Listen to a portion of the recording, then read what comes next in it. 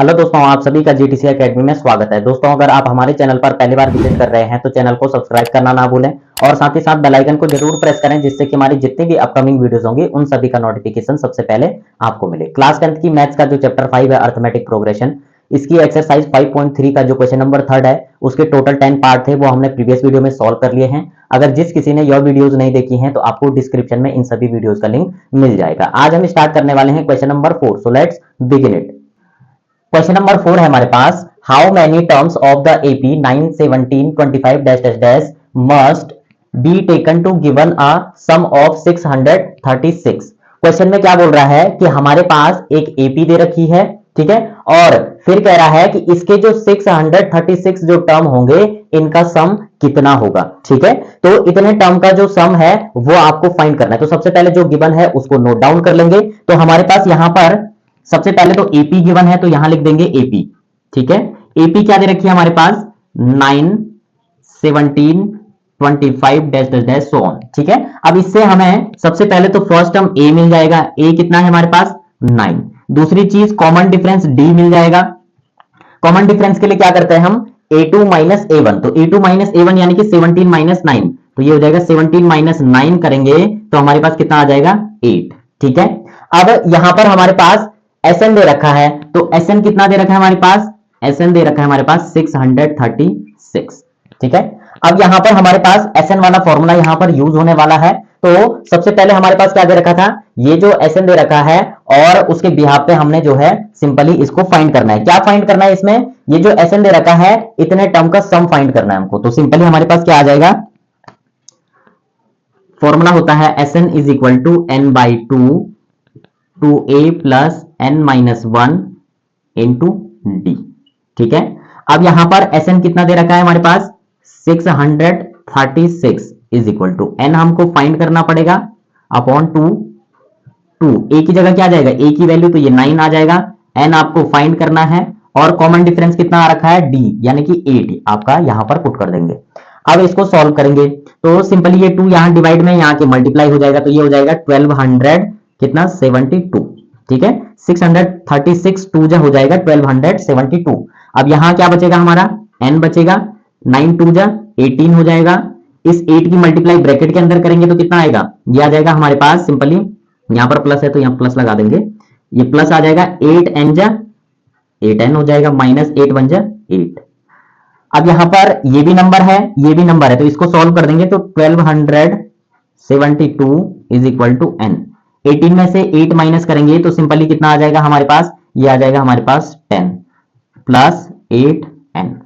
n की multiply bracket के अंदर कर देंगे तो 1272 n की 10 के साथ करेंगे तो 10n बन जाएगा और n की 8n के साथ करेंगे तो ये हो जाएगा हमारे पास 8n स्क्वायर। अब इसको इज इक्वल टू के इधर भेज देंगे तो क्या हो जाएगा, इसको रीअरेंज भी कर देंगे तो ये हो जाएगा 8n स्क्वायर। ठीक है, फिर हमारे पास प्लस 10n और ये माइनस हो जाएगा, यहाँ प्लस में यहाँ की माइनस, तो 1272। ठीक है, इज इक्वल टू हो जाएगा 0।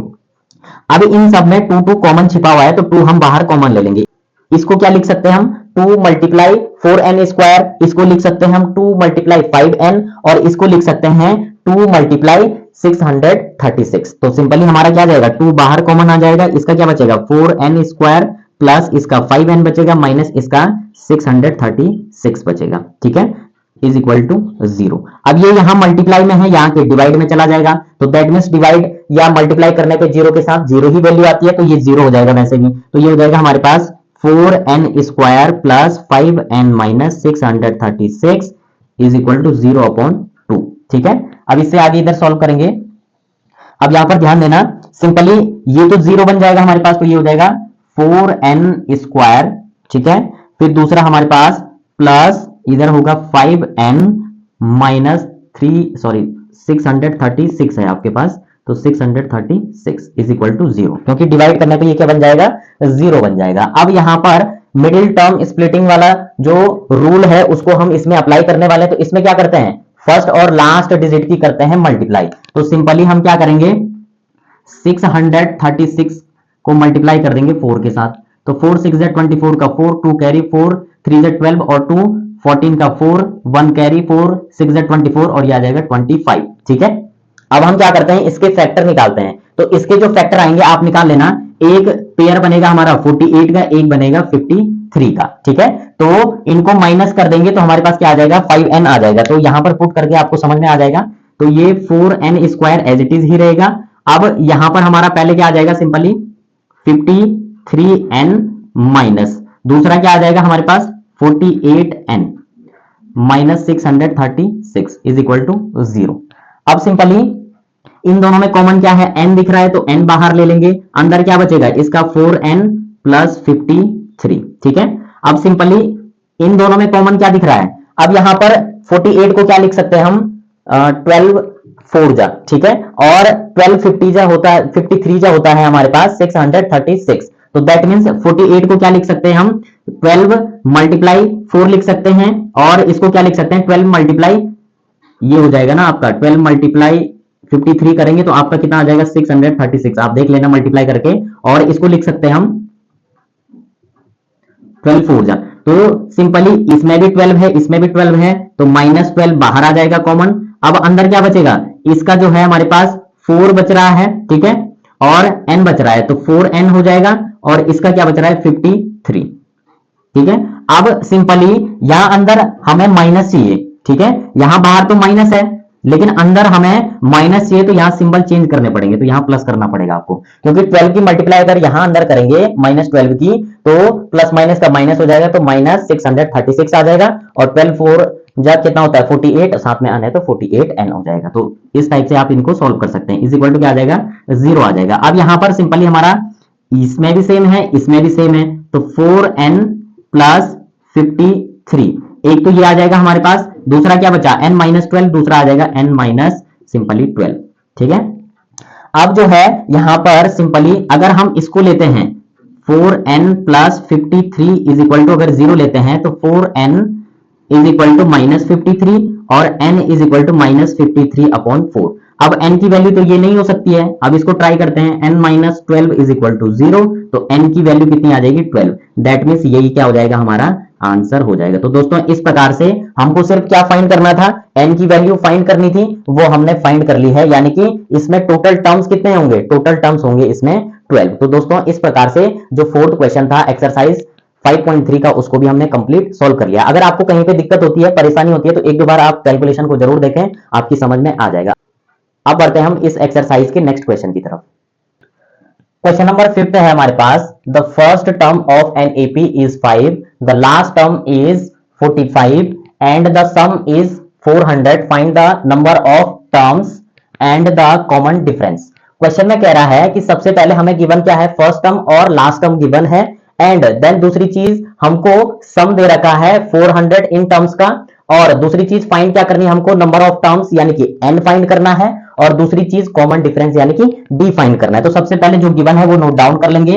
हमारे पास फर्स्ट टर्म क्या दे रखा है, हमारे पास फर्स्ट टर्म a दे रखा है 5, यानी कि a इज इक्वल टू हो जाएगा 5। दूसरी चीज लास्ट टर्म यानी कि an दे रखा है हमारे पास कितना 45, और तीसरी चीज सम दे रखा है हमारे पास इन नंबर ऑफ टर्म्स का, तो sn दे रखा है हमारे पास 400। फाइंड क्या करना है हमको, एक तो हमें सिंपली क्या फाइंड करना, नंबर ऑफ टर्म्स यानी कि n फाइंड करना है, दूसरी चीज कॉमन डिफरेंस यानी कि d फाइंड करना है, ठीक है। तो यहां पर सबसे पहले हमारे पास जो जो गिवन है उसके बिहाफ पे हम इसको सॉल्व करने वाले हैं। तो इसमें sn वाला फॉर्मूला लगेगा पहले आपका, तो फॉर्मूला लगेगा sn is equal to n/2 और a प्लस an, ठीक है। a भी गिवन है, an भी गिवन है, तो यहां से हम n की वैल्यू फाइंड कर सकते हैं। sn की जगह क्या आ जाएगी, sn की वैल्यू यानी कि 400 is equal to n/2, a कितना दे रखा है 5 प्लस an दे रखा है 45। सिंपली ये जो 2 है ये डिवाइड में है, यहाँ के मल्टीप्लाई होता है, तो ये हो जाएगा 800, 400 2 जा 800 इज इक्वल टू n, इसको ऐड कर देंगे तो ये आ जाएगा हमारे पास 50, ठीक है। अब सिंपली ये हो जाएगा 50n, तो ये जो 50 है ये n के साथ मल्टीप्लाई में है, इधर आके डिवाइड में चला जाएगा, तो n is equal to 800 divided by 50, 0 से 0 कैंसिल, 5 से 80 कैंसिल 16 टाइम, तो n इज इक्वल टू कितना आ जाएगा 16। n की वैल्यू फाइंड हो गई है, एक चीज तो हमने फाइंड कर ली। अब क्या फाइंड करना है, कॉमन डिफरेंस, तो उसके लिए हमारे पास फॉर्मूला लगेगा यहां पर, therefore an is equal to a plus n minus 1 into d। an कितना है 45, ए कितना है 5 प्लस एन की वैल्यू अभी जस्ट फाइंड करी है 16 माइनस 1 हो जाएगा, कॉमन डिफरेंस फाइंड करना है। तो यहां पर क्या आ जाएगा, इसको इधर भेज देंगे तो 45 माइनस 5 इज इक्वल टू 16 में से 1 माइनस करेंगे तो 15 और डी की मल्टीप्लाई कर देंगे तो 15d। इससे आगे इधर सॉल्व करेंगे। अब यहां पर सिंपली ये कितना हो जाएगा, ये हो जाएगा 40 और सिंपली इज इक्वल टू इधर 15d। 15 यहां मल्टीप्लाई में है, यहां के डिवाइड हो जाएगा तो d इज इक्वल टू क्या हो जाएगा 40 अपॉन आपका 15। अब किसी एक नंबर से कटने वाले हैं क्योंकि 15 की टेबल से 40 तो कैंसिल होता नहीं, तो किसी एक नंबर से काटेंगे हम इसको। तो 5 3 जा 15 और 5 8 जा, तो यानी कि d की जो वैल्यू आएगी वो आएगी 8 अपॉन 3। हमको दो चीजें फाइंड करनी थी, वो हमने फाइंड कर ली। सबसे पहले हमको n फाइंड करना था, तो n की वैल्यू आई है 16 और d फाइंड करना था, तो d की वैल्यू आई है 8 अपॉन 3। तो इस टाइप से हमने जो क्वेश्चन नंबर 5 है बिल्कुल सिंपल तरीके से इसको एग्जीक्यूट करके इसको सॉल्व किया है। तो दोस्तों अब बढ़ते हैं हम इस एक्सरसाइज के नेक्स्ट क्वेश्चन की तरफ। क्वेश्चन नंबर 6 है हमारे पास, the first and last term of an AP are 17 and 350 respectively.